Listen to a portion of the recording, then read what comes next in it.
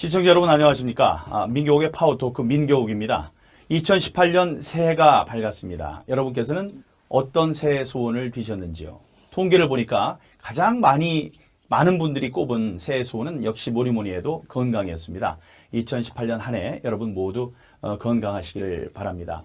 오늘 첫 번째 방송인데요. 오늘 초대 손님은 대한민국 보수 우파의 리더, 또 우리 자유한국당의 대표이신 홍준표 대표를 모셨습니다. 그러면 홍준표 대표와 함께하는 민교욱의 파워토크 2018년도 첫 번째 방송 지금 출발합니다. 대표님 새해 복 많이 받으시기 바랍니다. 귀한 시간 내주셔서 감사합니다. 좀 전에 소원 얘기를 했었는데 당신의 소원이 뭡니까? 새해 소원이 뭡니까? 하고 물었더니 20대는 첫 번째가 자유여행이었고요. 두 번째는 아주 참신하게도 외국어 실력을 좀 키웠으면 좋겠다 이런 게 있었고 세대별 성별로 좀 다르긴 했습니다만 다이어트도 있었고 금연도 있고 했습니다. 대표님께서는 올해 소원 뭐로 비셨는지요? 나라가 좀 안정됐으면 좋겠습니다. 네. 지금은 좌파 광풍 시대가 되어서 나라 전체가 불안하고 자유민주주의가 흔들리고 있습니다. 네. 그래서 새해에는 나라가 좀 안정됐으면 좋겠습니다. 예. 대표님 목이 쉬셨네요. 지금 감기 때문에 좀 그렇습니다. 건강 관리도 잘 하셔야 됩니다. 대표님께서 지난해 7월 말에 취임하셨으니까 이제 해가 바뀌어서 6개월이 됐습니다. 그렇습니다. 그야말로 질풍노도와 같은 시기를 보냈다 이렇게 말씀을 하셨는데 지난 6개월에 있었던 많은 일들 가운데 가장 기억에 남는 일 뭐를 꼽으시겠습니까? 아무래도 박근혜 전 대통령 출당이죠. 가슴 아픈 이야기죠. 그런데 저 민주당의 책략을 보면 우리가 박근혜 전 대통령을 우리 당에서 출당시켜서 지우지 않고는 앞으로 당을 운영할 수가 없습니다. 그래서 부득이하게 박근혜 전 대통령을 출당시킨 것이 가장 아픈 기억입니다. 네. 참으로 힘든 시기에 당을 맡으셨고 혁신, 우혁신의 결과 자유한국당이 서민 보수정당으로 새롭게 태어났다 이런 말씀하셨습니다. 네. 우리 자유한국당의 정체성을 나타낼 수 있는 이 서민 보수주의자라는 것을 어떻게 우리가 정의를 하면 될까요? 원래 이제 저희 당이 이제 신한국당으로 이제 출발을 해서 그 다음에 한나라당, 새누리당을 거치면서 이해창 총재께서 한 7년, 박근혜 전 대통령께서 한 7년, 14년을 하다 보니까 귀족주의 정당, 그 다음에 엘리트주의 정당,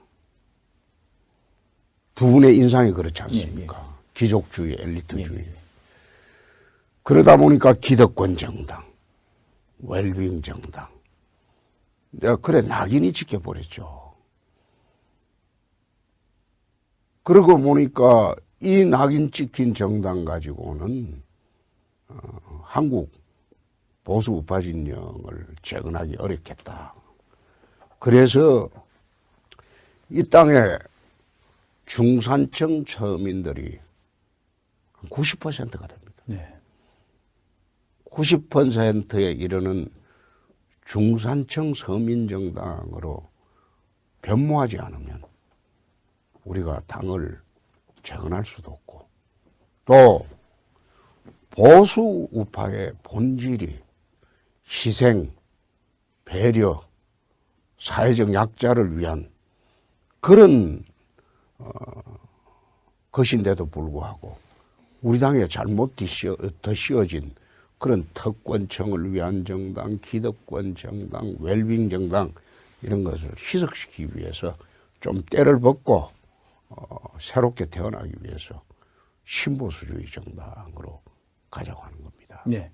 예. 신보수주의 정당, 서민보수주의 정당인데 그 아까 말씀하셨습니다만 한 두어 개의 가치를 그 안에 가장 중심적인 가치를 말씀해 주신다면 아까 배려도 말씀하셨고요.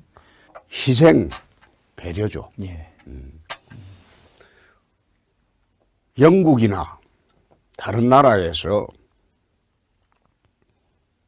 특히 영국 같은 경우에 2차 대전 때 귀족 자제의 3분의 1이 전사했습니다.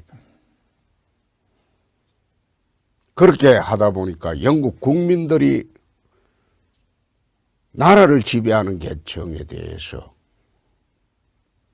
믿음을 갖게 됐겠네요. 인정을 하게 예. 됩니다. 영국 보수 정당이 300년에 걸쳐서 영국을 다스려 온 거는 결국 자기 희생입니다.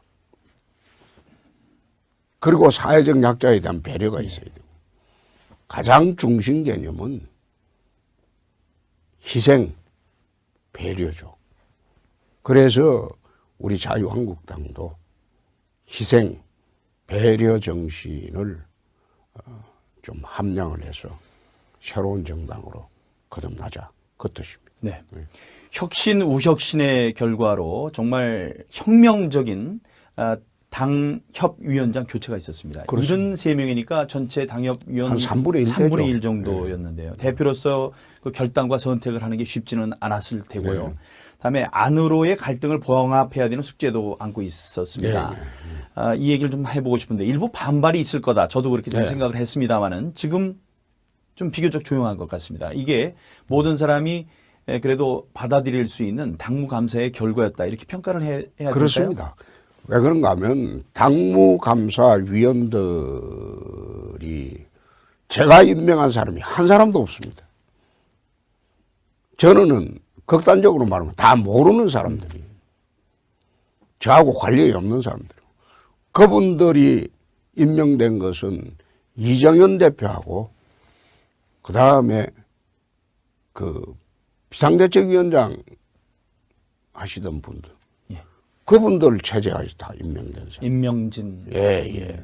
그래서 저하고는 관련 없는 분들이 그야말로 계량화된 수치로 0.01까지도 산출이 됐군요. 예. 그 계산이 될 정도로 정밀하게 했기 때문에 재론의 여지도 없고 이론의 여지도 없습니다. 더구나 당의 최고위원도 쳐냈습니다. 현역위원도 중진위원들도 쳐냈습니다. 그래 하다 보니까 당에서 반발할 여지가 없죠. 정치적 고려가 따로 있었던 건 전혀 아니다. 정무적 판단을 한 일이 단 한 건도 없습니다. 예. 올해 우리 당의 최대의 과제는 당연 지방선거의 승리입니다. 대표님께서 직접 인재영입위원장을 맡으셨습니다.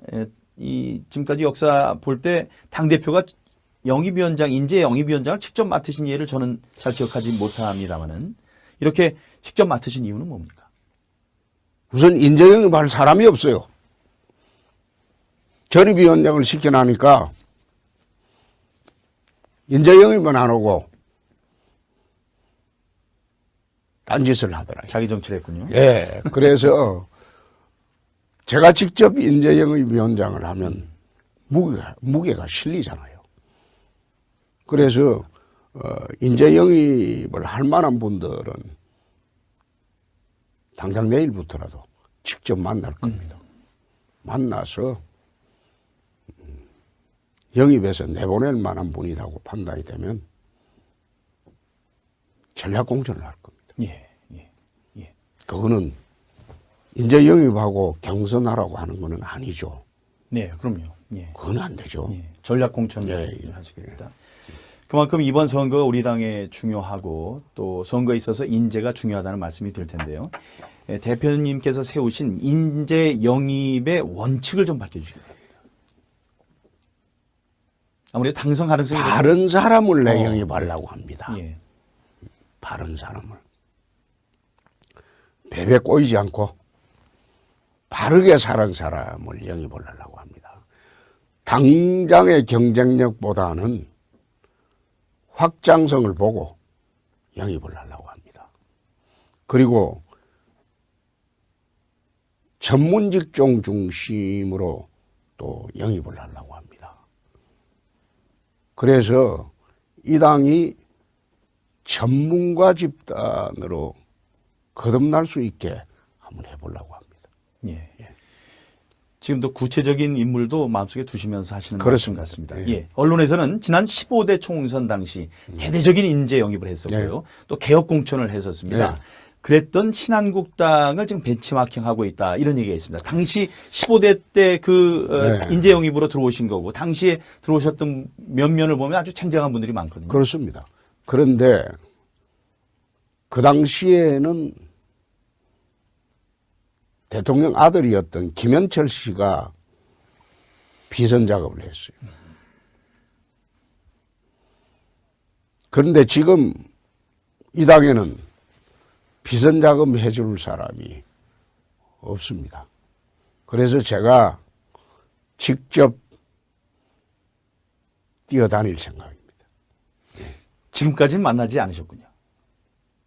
만났습니다. 그렇군요. 알겠습니다. 네, 구체적으로 잘 성사가 되길 바라는데요.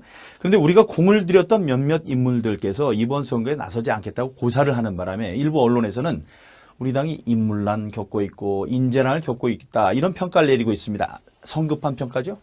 그거는 아닐 겁니다. 그중에 일부는 불출마 선언이지만 또 다른 분들은 지금 말할 단계가 아니다. 그 뜻을 말한 것을 불출마로 해석을 했습니다. 우리는 지방선거를 거치면서 보수 우파 진영이 총동원 체제로 갖춰야 합니다. 그렇기 때문에 종국적으로 불출마 선언을 하신 분이 아닌 한 직접 만나서 설득을 할 겁니다. 굉장히 중요한 얘기로 들립니다. 지금 언론에 이제 거론된 몇몇 인사분들의 말씀이 최종적으로 나가지 않겠다 이렇게 못을 박지 않은 이상은 아직도 접촉할 만한 가치가 있고 또 우리들이 설득할 만한 여지가 있는 것으로 보인다. 그렇습니다. 예. 예. 잘 알겠습니다. 앞으로 당을 운영할 수가 없습니다. 그래서 부득이하게 박근혜 전 대통령을 출당시킨 것이 가장 아픈 기억입니다. 예. 참으로 힘든 시기에 당을 맡으셨고 혁신, 우혁신의 결과 자유한국당이 서민 보수정당으로 새롭게 태어났다 이런 말씀하셨습니다. 네. 우리 자유한국당의 정체성을 나타낼 수 있는 이 서민 보수주의자라는 것을 어떻게 우리가 정의를 하면 될까요? 원래 이제 저희 당이 이제 신한국당으로 이제 출발을 해서 그 다음에 한나라당, 새누리당을 거치면서 이해창 총재께서 한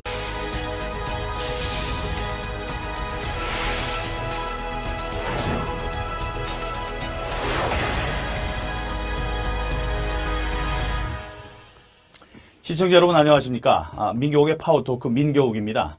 2018년 새해가 밝았습니다. 여러분께서는 어떤 새해 소원을 비셨는지요? 통계를 보니까 가장 많은 분들이 꼽은 새해 소원은 역시 뭐니 해도 건강이었습니다. 2018년 한 해 여러분 모두 건강하시길 바랍니다. 오늘 첫 번째 방송인데요. 오늘 초대 손님은 대한민국 보수 우파의 리더 또 우리 자유한국당의 대표이신 홍준표 대표를 모셨습니다. 그러면 홍준표 대표와 함께하는 민교욱의 파워토크 2018년도 첫 번째 방송 지금 출발합니다. 새해에는 나라가 좀 안정됐으면 좋겠습니다. 예. 대표님 목이 쉬셨네요. 지금 감기 때문에 좀 그렇습니다. 건강 관리도 잘 하셔야 됩니다. 대표님께서 지난해 7월 말에 취임하셨으니까 이제 해가 바뀌어서 6개월이 됐습니다. 그렇습니다. 그야말로 질풍노도와 같은 네. 시기를 보냈다 이렇게 말씀을 하셨는데 지난 6개월에 있었던 많은 일들 가운데 가장 기억에 남는 일 뭐를 꼽으시겠습니까? 아무래도 박근혜 전 대통령 출당이죠. 가슴 아픈 이야기죠. 그런데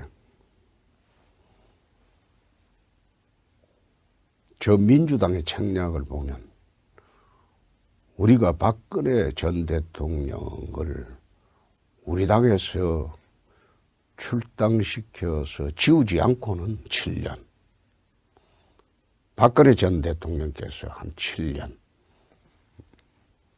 14년을 하다 보니까 귀족주의 정당, 그 다음에 엘리트주의 정당, 두 분의 인상이 그렇지 않습니까? 귀족주의, 엘리트주의. 그러다 보니까 기득권 정당, 웰빙 정당. 내가 그래 낙인이 찍혀버렸죠. 그러고 보니까 이 낙인 찍힌 정당 가지고는 한국 보수 우파 진영을 재건하기 어렵겠다. 그래서 이 땅에 중산층 서민들이